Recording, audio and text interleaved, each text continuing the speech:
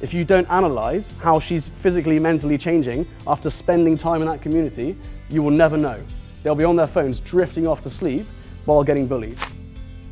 When it comes to social media, especially with a teenager or preteen, when you've got a very young student like that, very young child like that who's having a negative influence from social media, one of the most important things that you can do is set boundaries.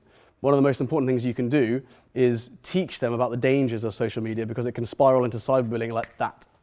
And the reality is there's practical steps you can do.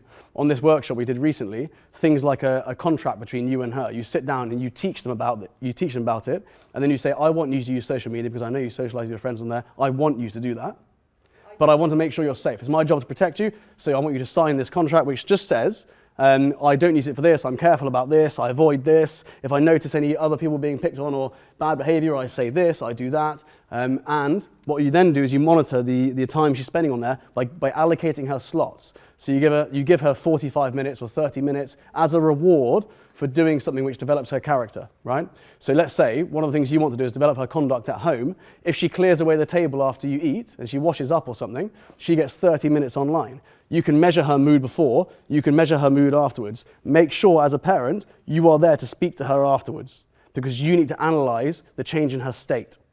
If you don't analyze how she's physically, mentally changing after spending time in that community, you will never know.